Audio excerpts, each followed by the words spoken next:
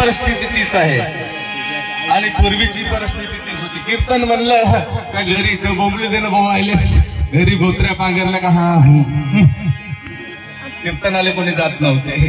कीर्तन जैसे वाटते मरण, कीर्तन म्हणजे मरणासारखं वाटत होतं. कीर्तनाला लोक येत नव्हते, नाथ तमाशाला लोक जात होते. म्हणून माझ्या नाथ बाबांनी सगळं हे हेरलं.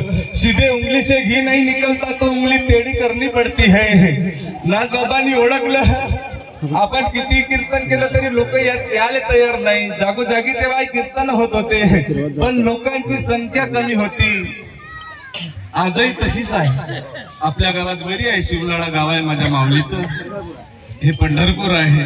पण तिकडची गोष्ट सांगतो, पूर्वी कमी होती, कीर्तन ऐकणारे श्रोते कमी होते आणि देवाला मानणारे लोक कमी होते.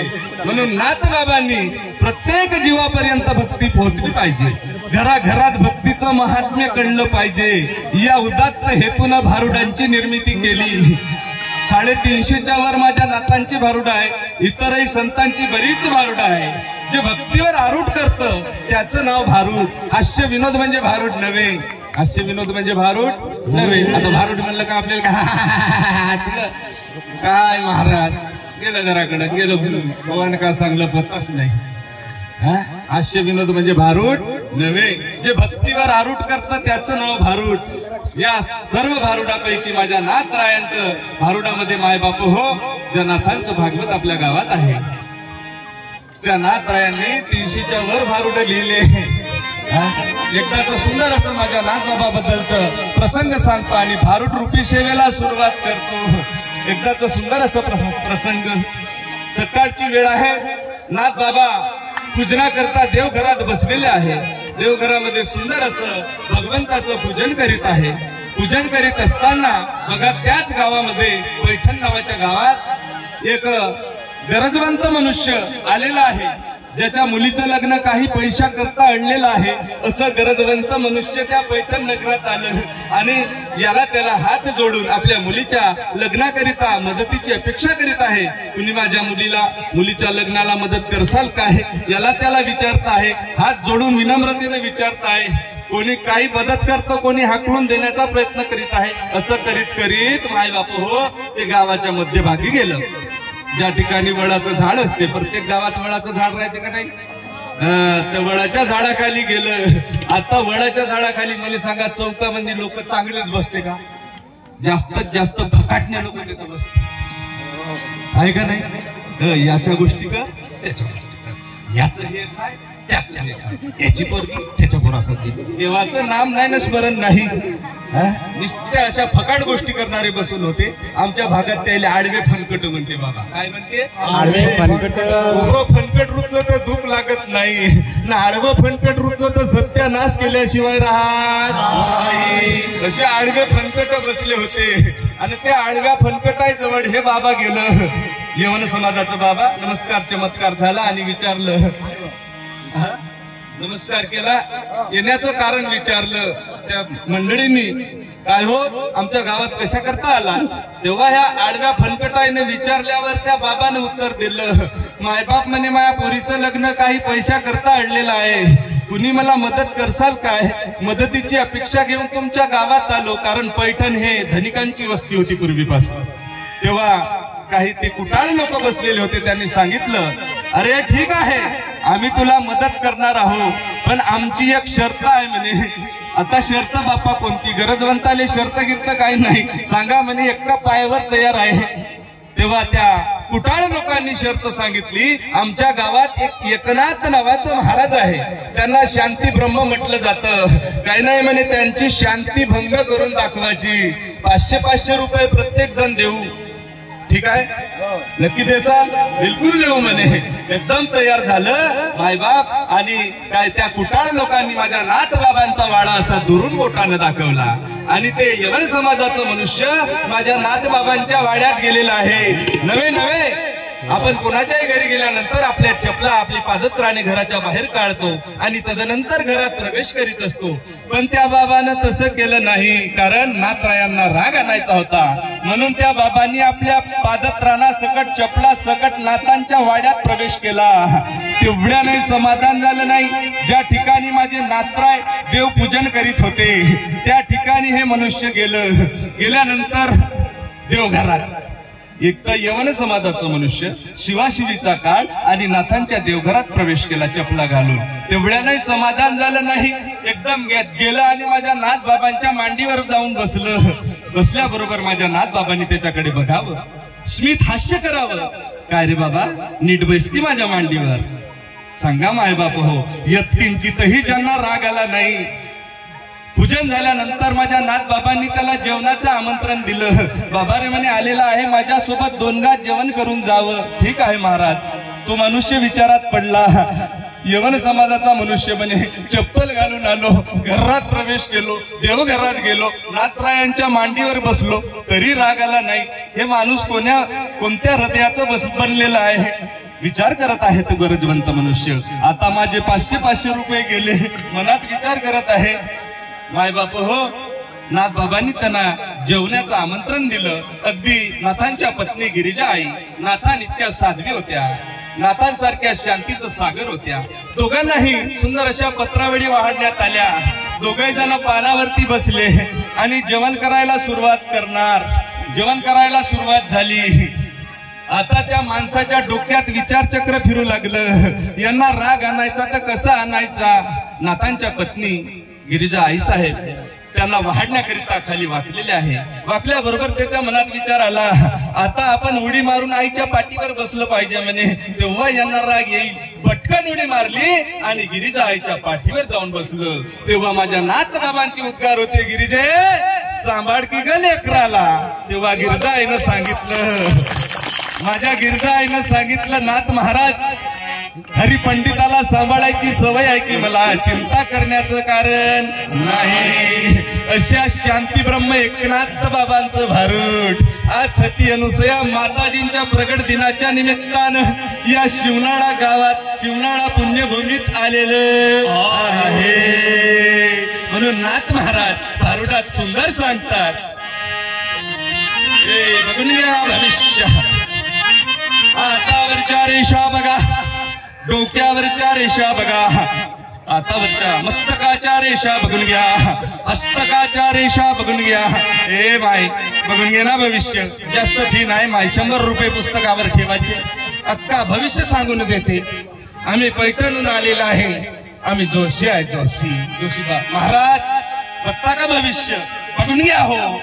फक्त 100 रुपये दक्षिणा, जास्त घेत नाही. तुमचे ग्रह फिरले असाल, नक्षत्र फिरले असाल, उलटे पालटे झाले असेल तर शिथे करून देतो नाथ बाबाच्या कृपेनं. बघून घ्या.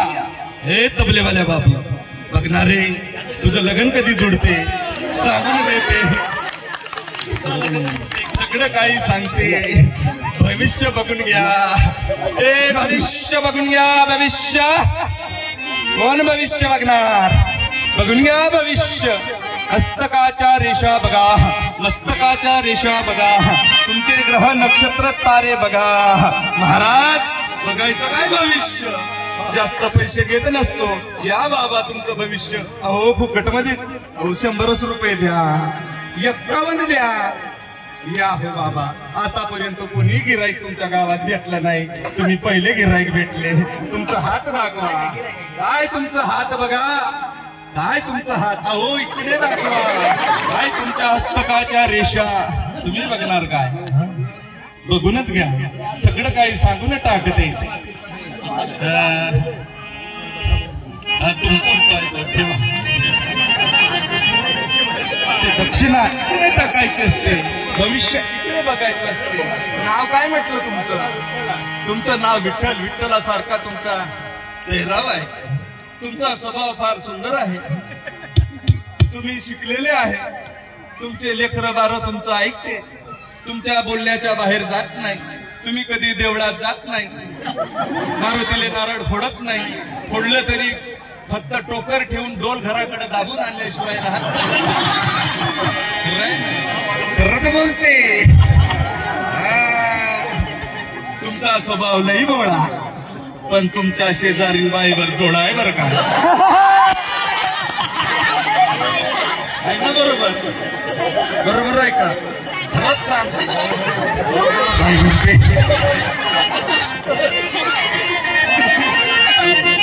आहे ना? याला पुन्हा 100, पुन्हा पुढचं सांगते नाही हो. 51 रुपयात एवढंच भविष्य. खाली बसा. 51 रुपयात एवढंच भविष्य. तुमचे ग्रह नक्षत्र तारे चांगले होणार आहे. बरं सांगतो तुम्हाला. हो राय काजी माय बाप, हो राय काजी. नाथ महाराज सांगतात हो राय काजी माय बाप, हो राय काजी, हो राय काजी माय बाप, हो राय काजी, हो राय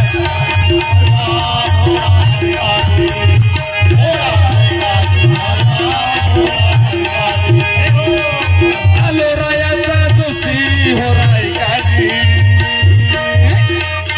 आलो रायाचा जोशी, हो राय काजी, हो राय काजी, हो राय काजी माय बाप, हो राय काजी, हो राय काजी माय बाप, हो राय काजी, हो राय काजी माय बाप, हो राय काजी, हो राय काजी माय बाप, हो राय काजी, हो राय काजी माय बाप, हो राय काजी, हो राय काजी माय बाप, हो राय काजी, हो राय काजी माय बाप, हो राय काजी, हो राय काजी माय बाप, हो राय काजी, हो राय काजी माय बाप, हो राय काजी माय बाप, हो राय.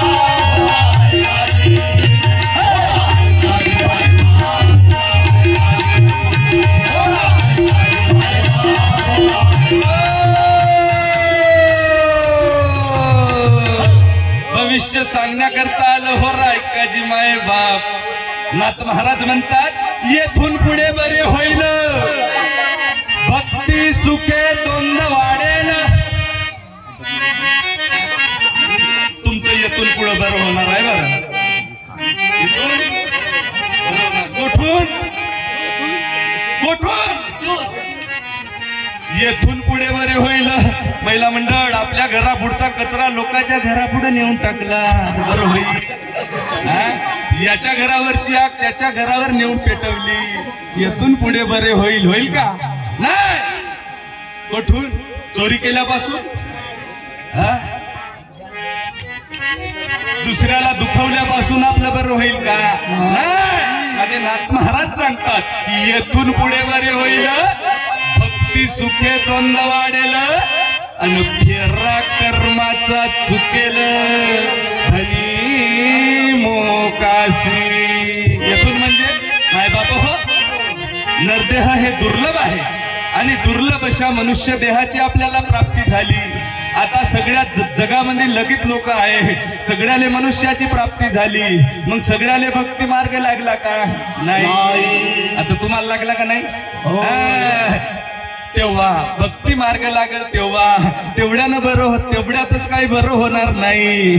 तर आपल्या जीवनात आपल्याला सद्गुरू मिळाले पाहिजे. कोण मिळालं पाहिजे? सद्गुरू मिळाले पाहिजे. तुम्ही आम्ही सगळेजण इतके भाग्यवंत आहोत, आपल्याला बाबाजी सारखे सद्गुरू मिळाले. जन्म मरणाचा फेरा चुकविणारे सद्गुरू मिळाले पाहिजे. मिळाले का नाही आपल्याला? भाग्यवंत आहोत का नाही आपण? येथून पुढे बरे होईल. कुठून? सद्गुरूचा उपदेश ज्या दिवशी आपल्या जीवनात मिळेल त्या दिवसापासून आपलं बरं होईल. होईल का नाही बाबांनो? येथून पुढे बरे होईल, भक्ती सुखे द्वंद वाढेल, आणि फेरा कर्माचा चुकेल. आपल्या कर्माचा फेरा चुकल्याशिवाय राहणार नाही. मग म्हणसाल आतापर्यंत कोणाच्या कर्माचा फेरा चुकला काय? ते इतिहास आपल्याला साक्षी आहे का नाही? एवढं मोठं 7 राजनं भरले वाल्या कोड्याने. किती? 7 राजनं. एक पाप करावं आणि खडा टाकावं असे 7 राजनं भरले. त्याच्या जीवनात नारदासारखे नारद स्वामी सद्गुरू मिळाले.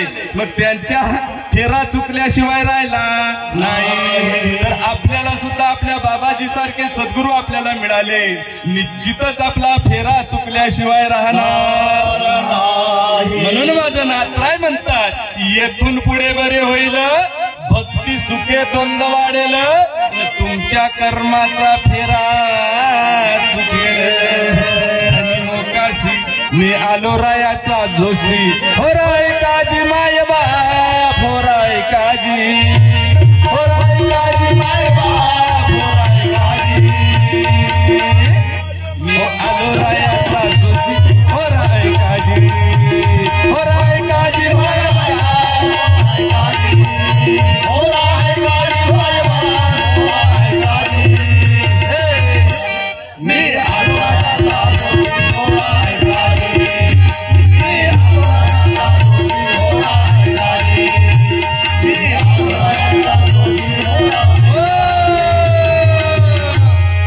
बाबा भारुडाच्या दुसऱ्या चरणात सुंदर सांगतात, मनाजी पाटील देहगावचा विश्वास धरू नका,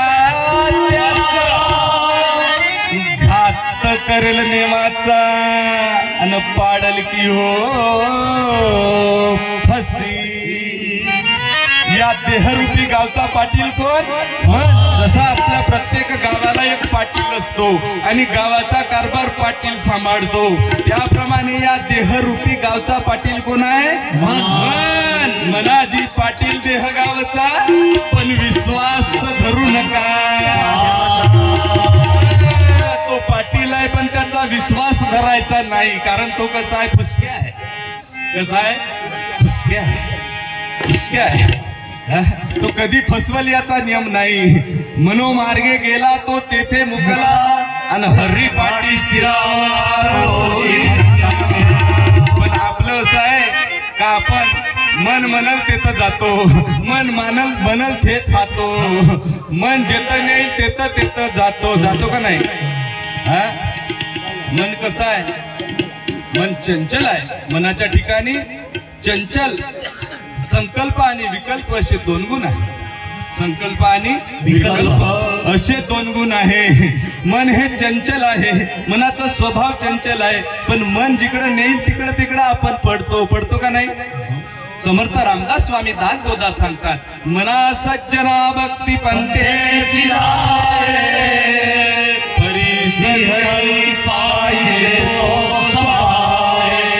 आपण संतांचं ऐकत नाही, पण आपल्या मनाचं ऐकतो. संत बहिणाबाईंनी मनाबद्दल सांगताना सांगितलं, तुकोबरायांनी सांगितलं, बऱ्याच संत महात्म्यांनी मनाच्या बाबतीत आपल्याला बराच काही उपदेश केलेला आहे ना. पण आपण आतापर्यंत कोणाचंच ऐकलं नाही. सगळ्याच ऐकतो, इकडून ऐकतो आणि तिकडून सोडून देतो. सोडतो का नाही? खरं बोला बरं. म्हणून मनासारखी ग्वाही त्रिभुवनात नाही. मनाचं ऐकलंय पाहिजे म्हणते, परंतु कोणतं? मन उन्मन्न झाल्यानंतर. पण आपण ते काय, मन जिकडं नेईल तिकडं. मन वळाय जसं पिकातले ढोर, किती हाकला फेरी येते पिकावर, किती हाकला फेरी येते पिकावर, किती हाकला फेरी येते पिकावर, फेरी येते पिकावर.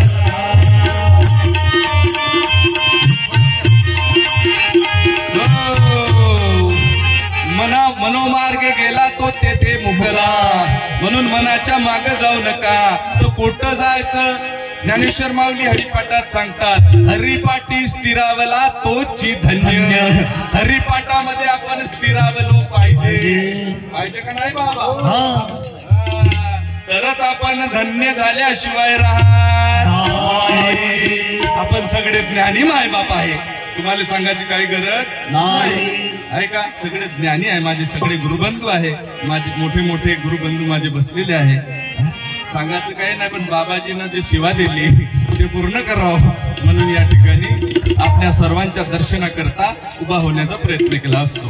बघा, नाथ महाराज भारुडाच्या पुढील चरणात सांगतात, हो राय काजी माय बाप हो राय काजी हो राय काजी माय बाप हो राय काजी हो राय काजी माय बाप हो राय काजी हो राय काजी माय बाप हो राय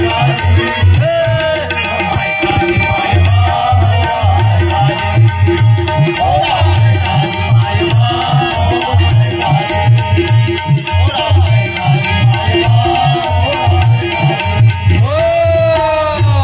नाथ महाराज भारुडाच्या पुढील चरणात सांगतात, वासना बायको शेजारीन अन कपटी कुटील मोठी दारुण.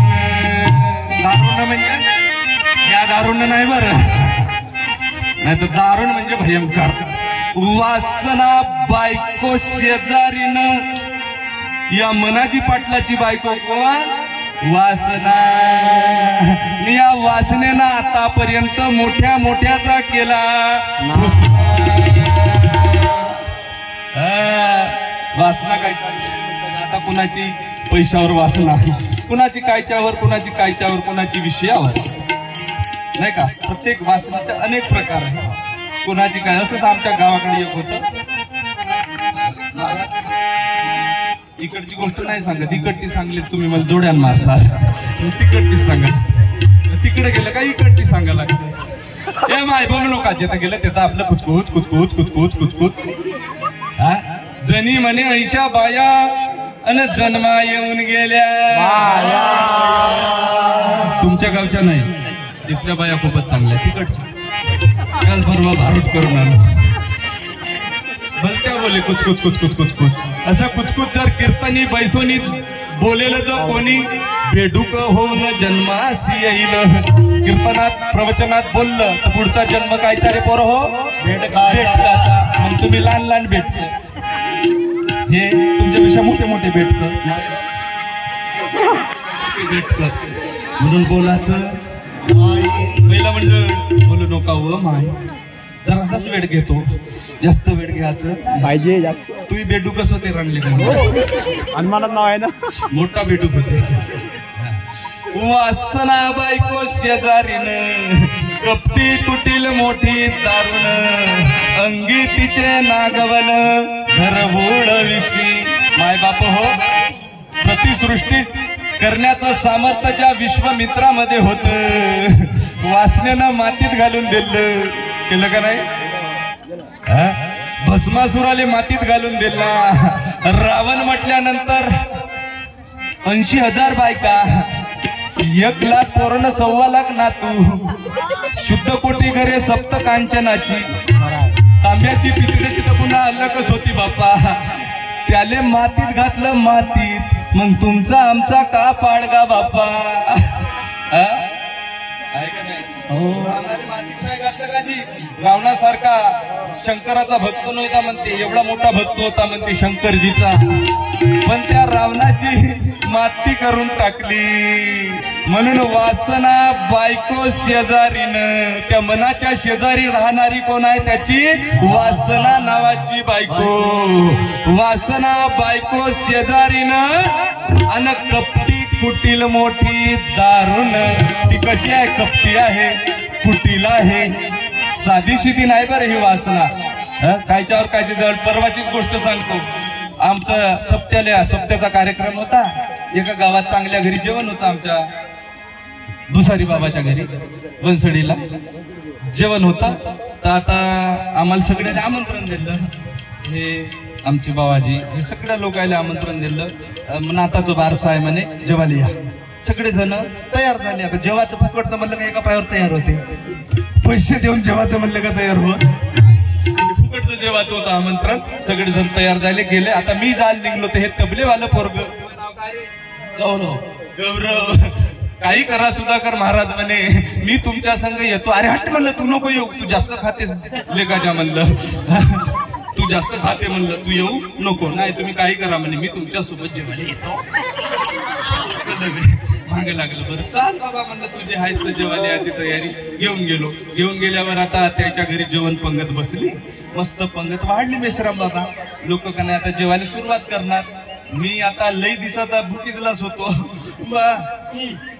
सुरुवातच केली पण हे बोहार का नाही तिकडे पायच नाही टाटाकडं मी म्हणलं तू काम नाही जेवत रे महाराज तुम्ही काही म्हणा म्हणे मी जेवत नाही काम नाही सगळं वाढलं म्हणे ह्या बाईनं म्हणजे टोपल्याच्या खाली झाकून आहे ते अजूनपर्यंत वाढलं नाही म्हणे मी पिसारून गेलो बाबू थोडस जेवरे गौरव जेवरे लोकांचे जेवण होते नाही नाही महाराज म्हणे जोपर्यंत टोपल्याच्या खालचं वाढत नाही तोपर्यंत घास घेणार नाही मग त्या मालकीन बाईला बोलावलं मालकीन बाई तुम्ही आम्हाला जेवायला बोलावले म्हणलं गोष्ट खरी आहे मी जेवलोय पण हे माझ्या सोबती काही जेवत नाही म्हणलं सगळं वाढलं म्हणते पण टोपल्याच्या खालचं नाही वाढलं म्हणलं ते बाई माझ्या जवळ आली माझ्या कानात सांगायला लागली कसं वाढू महाराज म्हणे काहून का झालं मा म्हणलं वाढून देणं म्हणलं टोपल्याच्या खालचं ते तर म्हणे तुमच्या घसपशी मध्ये माझ्या नातवानं म्हणे परसाकड केली म्हणे आता मी कशी उचलू म्हणून म्हणे टोपलं झाकून दिली म्हणे वेळ नाही मिळाला म्हणे झाकून दिली म्हणे पंगत वाढायला सुरुवात केली म्हणे हे बोवारत हेच खातो म्हणे सांगा मग याची वासना कुठे गेली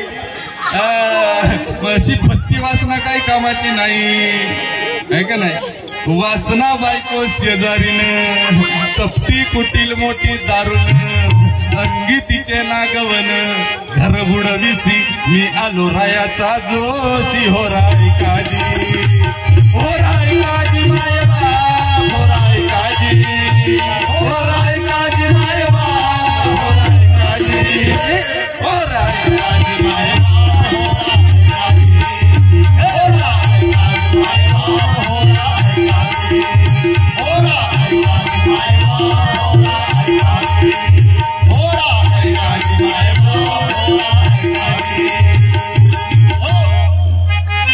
नाथ महाराज शेवटच्या चरणात सांगतात एका जनार्दनी कंगाल जोशी बघा मग ही वासना जी आहे वासना तिला परिवर्तित करण्याकरिता संतांचे चरण धरल्याशिवाय कारण वासने तुझ भोवती किती जन्माला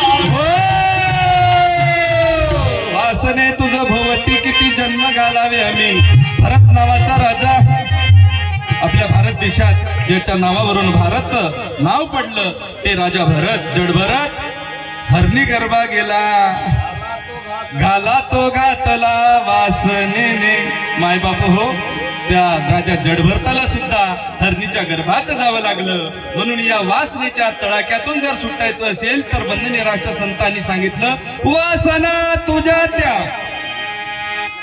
दर्शनातच राहिली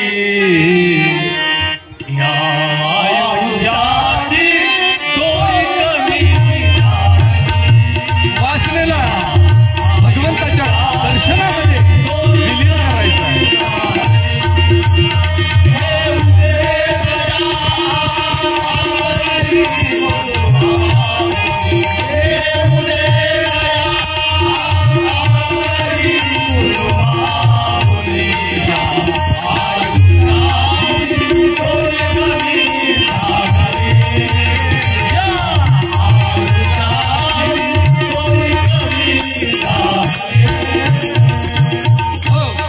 हरीची जी हे माया आहे तर ती हरीच्या नामे म्हणून आपण हरिनाम चिंतन केलं पाहिजे का नाही नाही तर काय लोक धंदा आहे व्हायचा म्हणते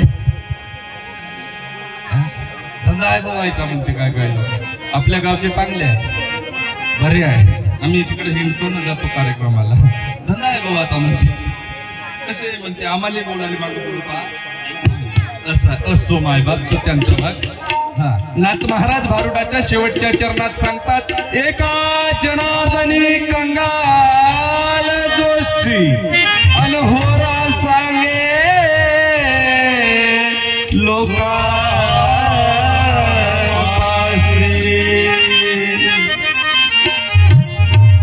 नाथ मायबापांचा जोशी कसा आहे? कंगाल जोशी. कारण याच्यापासून वासना, मन, कल्पना, इच्छा हे सारं निघून गेलेलं आहे आणि एकोम ब्रह्माशी एकरूप झालेलं माझं नात्र आहे. एकोम ब्रह्माशी एकरूप झालेलं सद्गुरु माऊली जनार्दनांच्या चरणावर एकरूप झालेलं माझं नात्र आहे. सगळं काही निघून गेलेलं आहे. म्हणून नाथबाबा म्हणतात, एका जनार्दनी कंगाल जोशी अन होर्रा सांगे लोका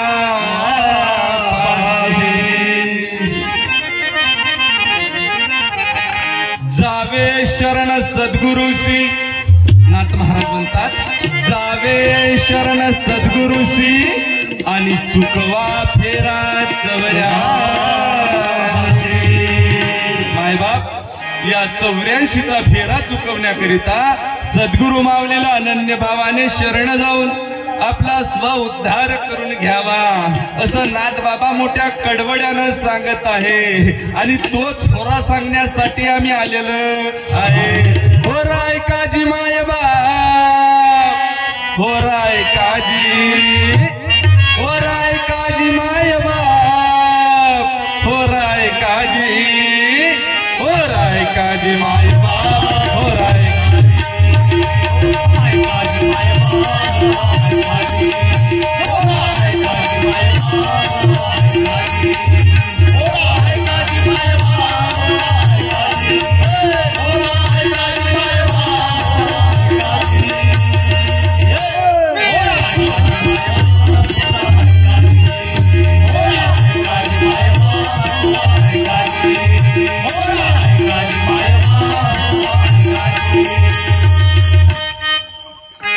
झालेली सेवा नात्रा सद्गुरुदेव भगवान विठ्ठलदास बाबाजी, जगत जननी माता अनुसया माताजी आणि माझे सर्व ज्येष्ठ गुरुबांधव सर्वांच्या चरणी समर्पित करतो. एकनाथ भानुदास, एकनाथ भानुदास, एकनाथ भानुदास, एकनाथ भानुदास, एकनाथ भानुदास सर्वांनी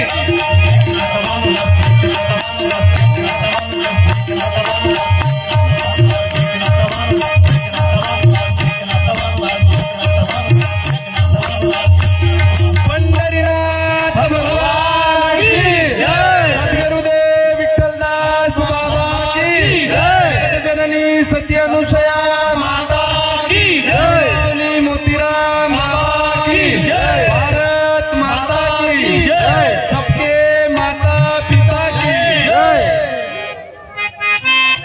होराय काजी माय बाप, होराय काजी, होराय काजी माय बाप, होराय काजी, होराय काजी माय बाप, होराय काजी, होराय काजी माय बाप.